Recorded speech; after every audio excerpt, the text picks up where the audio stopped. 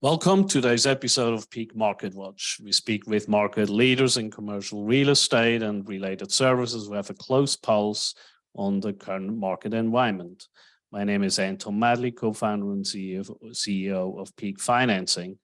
I'm honored to welcome Lynn Drake from Compass Commercial, a real estate firm based in Troy, Michigan, that exclusively represents buyers and tenants of commercial real estate. She's also the author of a number of books, including one that I have here. Oh my gosh. You Speak Lease. Welcome, Lynn. It's a pleasure to have you with us today.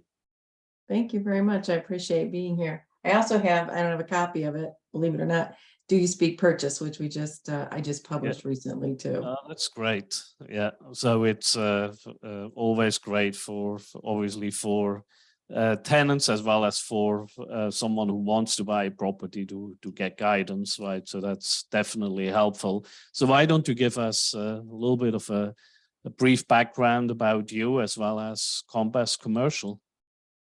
Okay, well, let's see. I actually started a long time ago in trucking in the early 80s. I was one of the only women in the United States working nationally in industrial real estate. Left that job after 5 years after I got chased one day. So I decided I probably didn't want to do that anymore.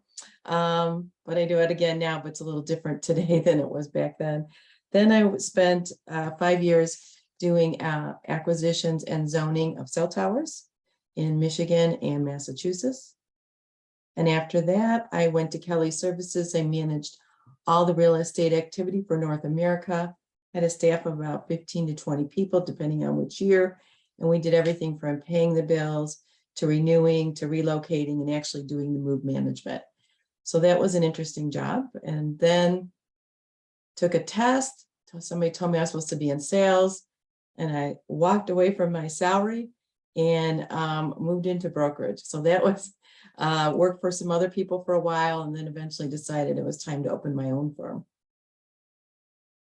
Very good. So now I would say a significant amount of brokerage firms focus on either sales or landlord representation. And you have done that in your previous life in very much depth. So what was the reason why you decided to shift the focus and represent buyers of properties or tenants? It didn't really shift the focus. I only work with nonprofits and I also specialize in I specialize in nonprofits and small businesses. So, and I help them lease or purchase. I started doing more purchases because just the demand came for it. Okay, very good. So you've find offices for them, industrial space, or what are kind of the main segments where you're active in? Yeah, we do. I used to be 80% office, 10% industrial, and 10% retail. Gone out the window with COVID. Now I'm doing 50% office, 50% specialty, retail and specialty. Like somehow I got into the daycare industry. I'm not sure how, but I'm the queen of Detroit for daycare. And then I'm doing like 20% of office these days, which is a big switch. And then the other big switch that's happened is the buildings are selling really quickly. These small office buildings are selling quickly right now. So I'm doing a lot more sales in that area. Oh, that's very interesting, right? Obviously, when you read the news, it's still offices are definitely not the love child by the news, right? So everyone is still having the opinion that there is too much office space and it's not a good space to be in, certainly as a landlord. But now what you're telling us here is that certainly with smaller office buildings, that the demand is really high. To purchase, absolutely. I've never seen. I live in Troy, that's where my office is, and we had about 8 properties on the market for the entire time of COVID. They all sold in 90 days. And it's like, it's just people got tired of waiting. You can only wait so long. The other thing too is CBRE had put out a report, and I tend to agree with them. They had done a whole review of how much space office tenants would need with this hybrid situation. And they decided it was only 10% less than they're leasing now. So I thought that was kind of interesting. And what we're seeing in the market for those that are leasing this hybrid program, they're actually going to Class A plus buildings because they want to incentivize their staff to come into the office. So that's not anything actually I foresaw coming, but that's what we're seeing right now. The better buildings, that's where the tenants are moving, excuse me. Yeah, that's interesting. So where do you see the rents? Where is the trend there for these office buildings if someone wants to rent? Well, that's a really interesting question because during the last recession, the landlords all reduced their rents. They had literally just got their rents back up to where they were pre-recession. And the reason, a big part of the recession was because those landlords, when they're purchasing buildings, the term might be, the amortization term might be amortized over 30 years, but the actual loans with the banks are 7 to 10 or maybe 12 years. So what happened was in the last recession, when all those landlords reduced all their rents and then their mortgages came up, they didn't have the income because they had lowered their rent so much to get new mortgages. So this time the landlords are not doing that. They are holding firm with their rents. However, the mortgage companies don't look at free rent or huge dollars towards tenant improvements as a reduction of the value of the building. So that's what we're seeing now, way more free rent and much higher tenant improvement dollars. That's very interesting. Where have you seen the impact on the purchase prices? Obviously, when we one segment where we are really active in is in the multifamily space, and as you probably have heard, the purchase prices there have just exploded over the last 2 years. While at least when you believe the media on the office building side, there was not much demand, there is too much vacancy. Right. What have you seen there on the prices of these buildings? Not necessarily these massive Class A buildings in core urban locations, but more where the typical buyer or tenant would actually be located, the typical small business. For the typical small business, we see them either one, holding, not doing anything because their leases haven't expired, B, going to hybrid, or C, buying a small building. I don't think it's been a long enough period to say what's going to happen to all the buildings. But I can tell you, because I have the MLS, that a lot of the buildings in my market, the massive buildings, are up for sale, which is not surprising. Typically in the Detroit market, for whatever reason, I don't know, we find that local investors are better at making it here in Detroit than national investors. But now I'm even seeing some local investors trying to reduce their portfolios in the Metro Detroit area. Okay. But then when it comes to the smaller building, you see a lot of interest, buyer interest there. So Yes. It's really a different picture there when it comes to the smaller buildings. Yes, definitely a different picture. Yes. So do you see there a buyer frenzy where you actually have competing buyers that are bidding up prices, or is it still more or less a balanced market? It's starting to rise. There was a property that just came on the market in Troy. It's a bank property. And of course, we wanted to see it the day it was listed because we didn't want to miss out on it. And I thought this was interesting. The listing agent is playing the residential card, and he said, we're going to have this listed for 90 days. And then we're going to take all the offers and ask for a last and final offer, which I thought was interesting because I've rarely seen that done in a residential property, but that's something new to me from a commercial perspective. Yeah, that's interesting. So what do you see on the industrial side? Well, industrial is hot, hot, hot. Still hot. When I started in 1984, part of I worked for a big trucking company, and we had so much excess real estate, it was insane. And my job was to lease that space, and that was not an easy job.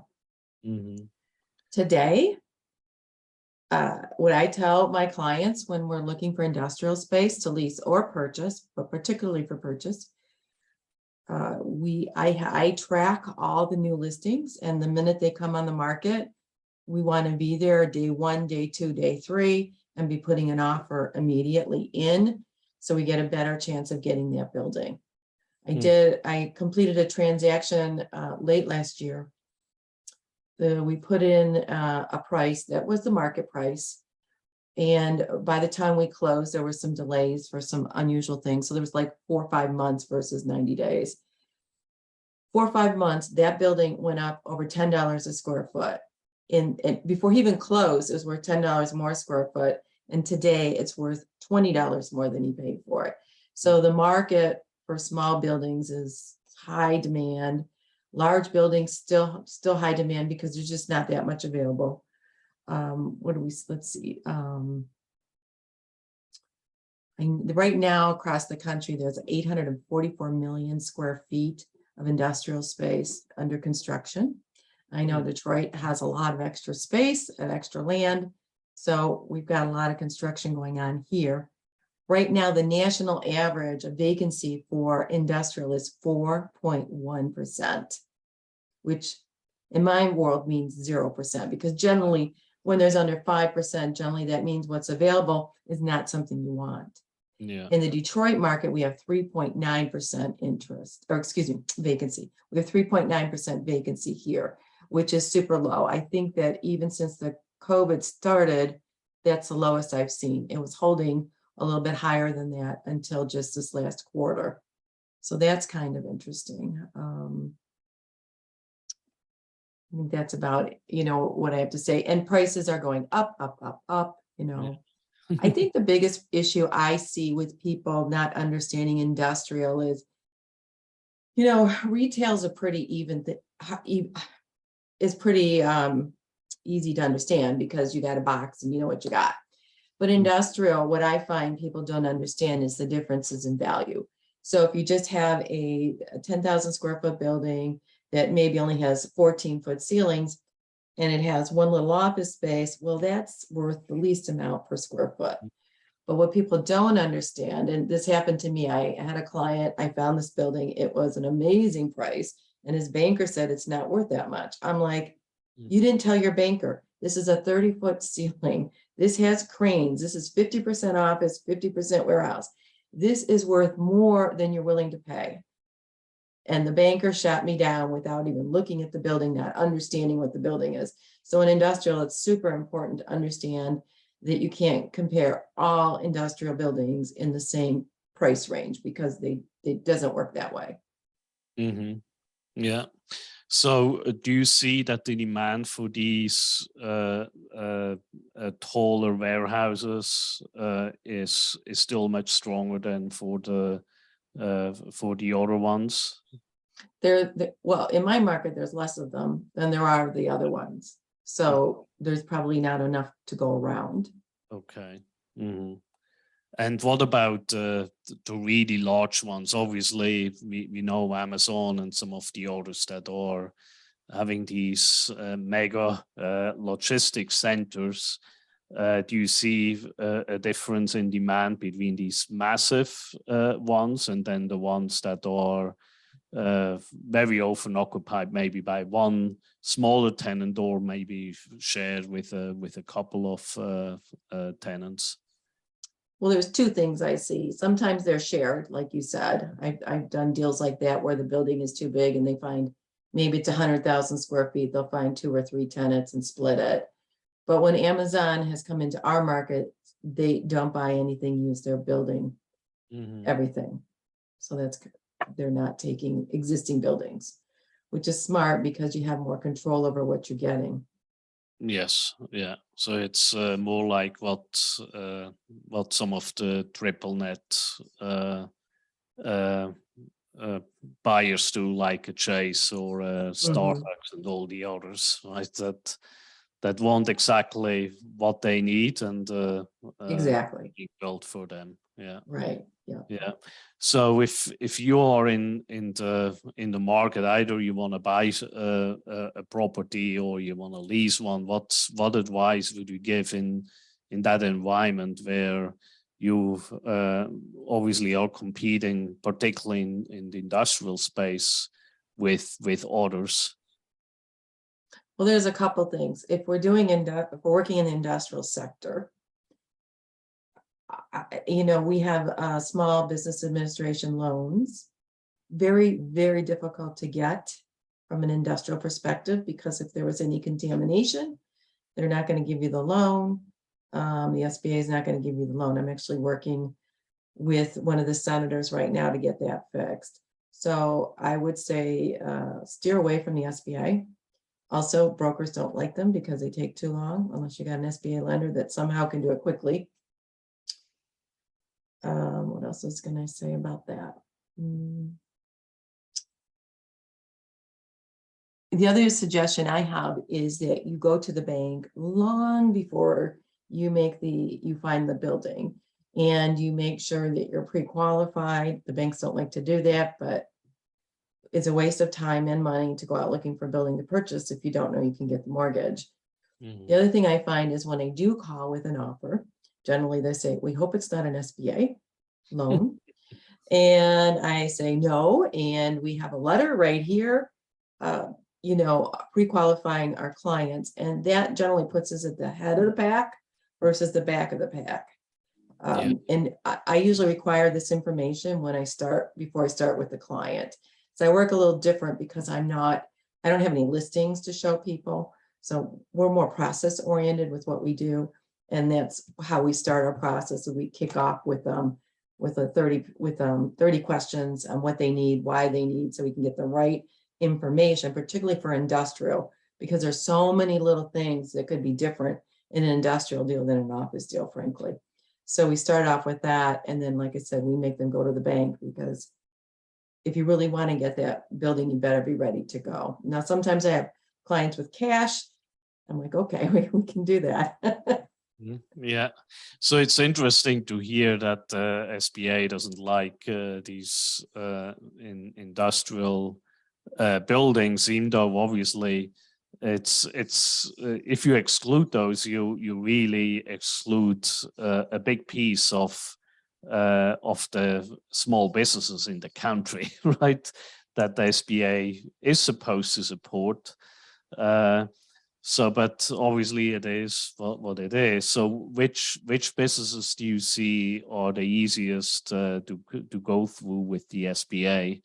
You mentioned that you are in childcare, you are in Detroit, you have a strong position there, if I recall it correctly, right? So the SBA, it's not that they don't like industrial real estate. They can't go, they will not approve in my state anything that has contamination. So if I'm working in the city of Detroit, I might get a clean site. I have seen that, but more likely I have not seen that. And that's where the problem lays. We were doing a transaction up in Clarkston, Michigan. It's supposed to be an SBA. They had underground tanks. They had been, at one time they had been leaking, and they had come in, they had cleaned it all up, they had a resolution, and the SBA would not give them the loan on that. So that's why I don't even try to do the loans with SBA, because by the time you get the phase one, you don't know, and then time's lost, and they already take enough time. So, you could even do a phase one before you apply for the mortgage. That actually wouldn't be a bad idea. Yeah. To try that. I've never suggested that before, but I think that might work. Yeah. Yeah. So obviously it's some money that needs to be spent, but at least one knows what the result is, right? Uh, so when it comes to other properties that are not at risk or not a significant risk for contamination, do you see there also some that are just easier to get through SBA because they like that particular segment? It's not, let me think how to put that. The SBA will do the deals for any type of transaction, but because they're government contracts, they take so long that if I'm calling a broker and I say, hey, I've got an offer, the first question is, I hope it's not a SBA. That's what I'm getting. So I just find that if you can do some of the due diligence before you apply for the mortgage, you might have better luck. I am working with one of the senators right now to try to get this changed, because small businesses need all the help they can get, particularly after, the last few years. They really need this help. They need good buildings, and the SBA has a good tool. They just have to get it so it's moving faster, and that these issues with the environmental aren't stopping them. Yeah. Mm-hmm. So it's the environmental, which is an issue, and then just in general, the time it takes for them to get right. it right, which is obviously a big problem. Now, I know from a number of business owners that they try to get an SBA loan because they do not have all the resources, and Sure. the banks are not willing to grant them a loan unless the SBA is supporting it. Right. So they are in real tough positions there. So it's great to hear that you're pushing in that direction, that at government level, that they're really understanding what these small businesses, the challenge that they have. Right?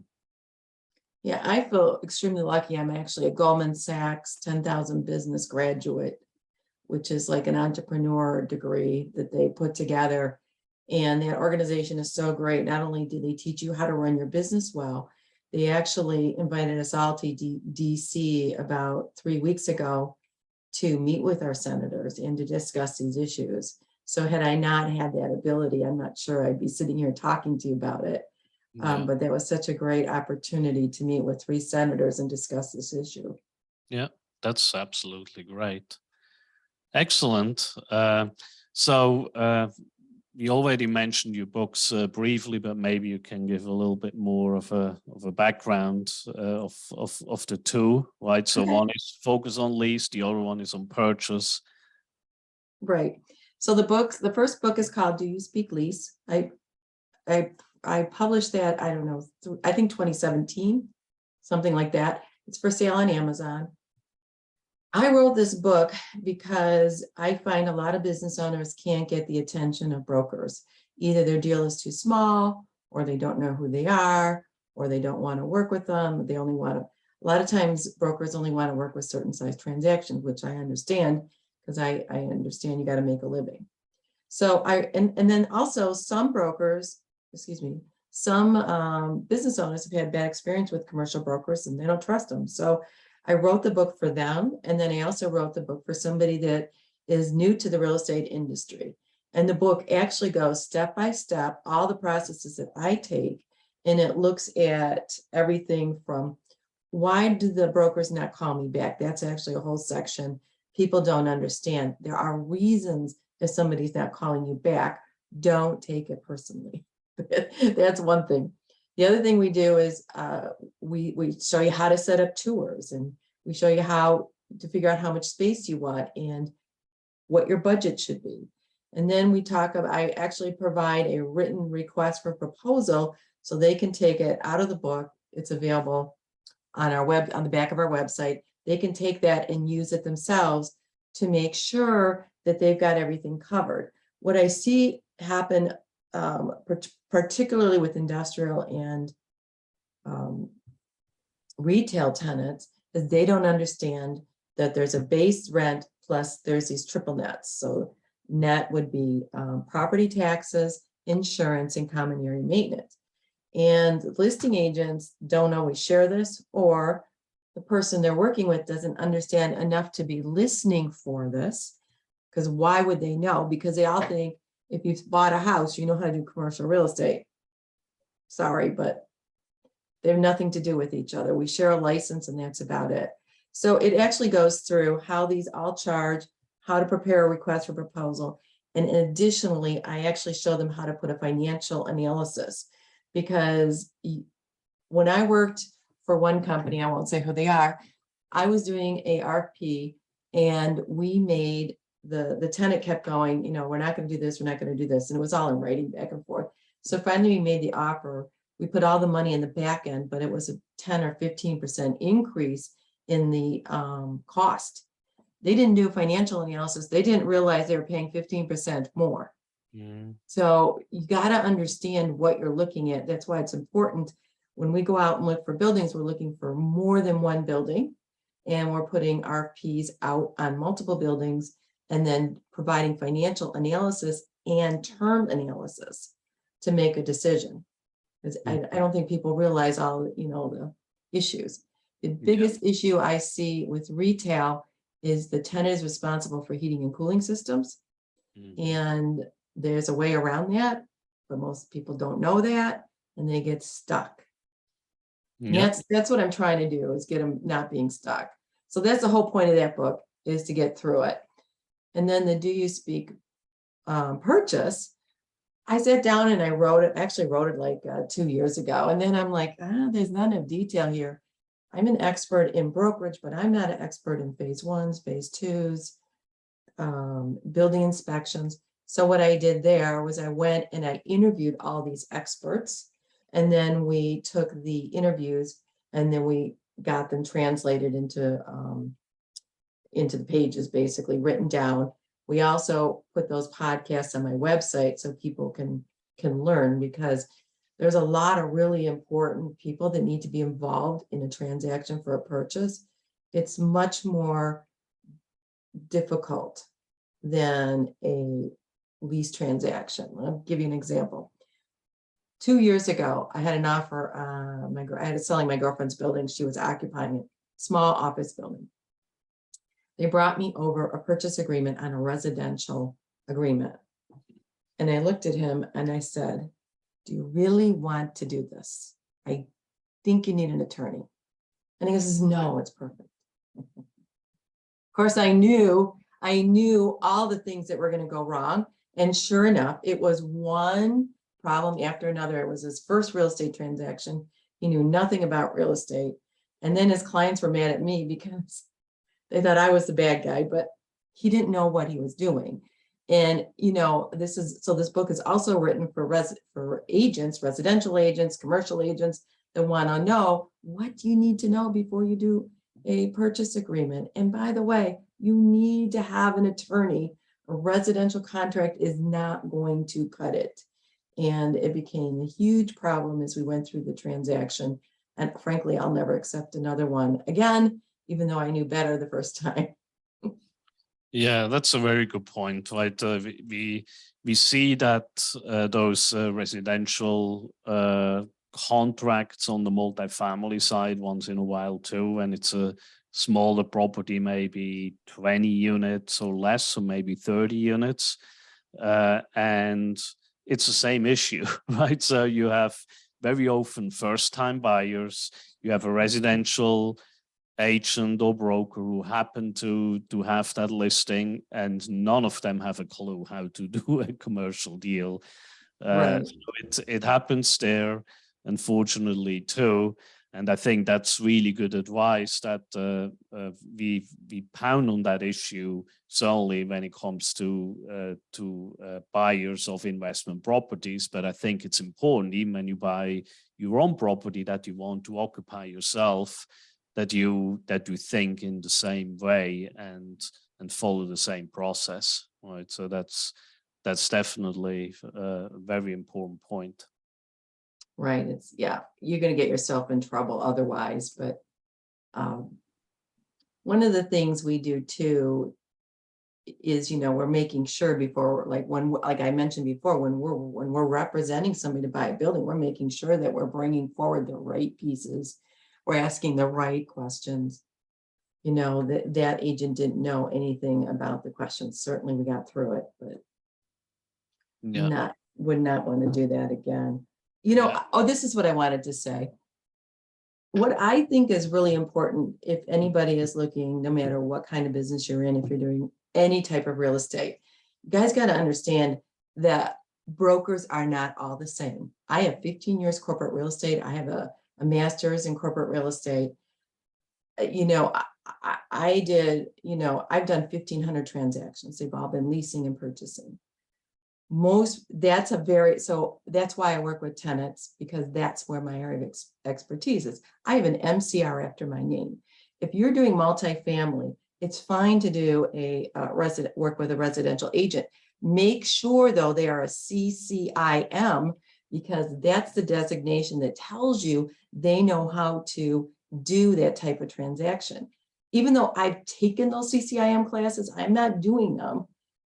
I took the classes to help me write the book, and it was part of my master's program, but I don't do that. You need to have somebody that's done a bunch of transactions. And in fact, in the book that I wrote, there's one of the speakers is an expert in multifamily out of Florida. Trying to remember his name. And he's like the perfect person for you to work with if you're in Florida, because he knows every single building, and he talks about how to get into their business and all that stuff, because it's not that easy. So you got to get the right people, ask the right questions. Like if you're doing tenant and buyer rep, you do not want a listing agent, because the listing agent's job is to get you to pay the most money possible. So you want to find an advocate, right? Which is what we are. And there's not that many of true advocates out there. I think nationally, I think there's only 2 firms. And then regionally in this market, there's 5 of us total that do tenant and buyer representation. So ask questions before you hire. How many deals have they done?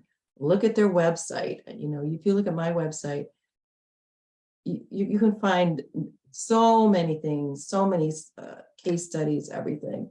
Look and see what people have done. Don't just hire because Joe's your brother-in-law or your brother's best friend. Don't do that.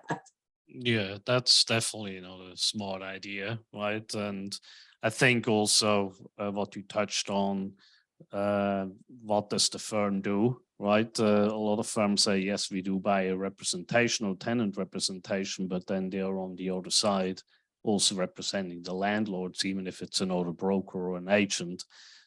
So it's still problematic when you deal with the same firm where both sides are represented, even if it's 2 separate agents or brokers, right?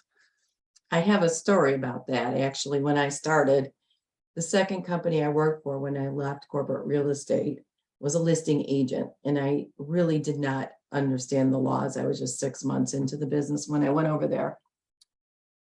And I told them before I came on board, I'm not going to take any listings because frankly, it just feels unethical to me and I just can't do it. Sorry, I can't do that. So literally my second or third transaction, I'm out, I'm showing a building. It happens to be my boss's listing. Didn't think anything about it. Came back to the office, was called into his office and was told, and he said to me, so how'd the listing go? How'd the showing go at my listing? And I'm like, not very good. I don't think it's going to work. And he goes, yeah, we're going to make it work. And I said, I've been in commercial real estate for 15 years.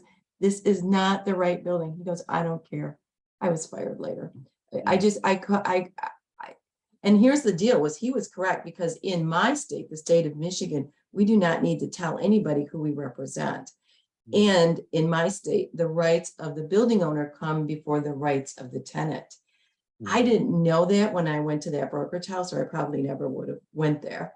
And then I never worked in a traditional brokerage house again after that, because for me, I don't care what the laws are in the state of Michigan. To me, there's ethic laws, and that's a problem. And so that's a perfect example of what happens. And I'll tell you another thing.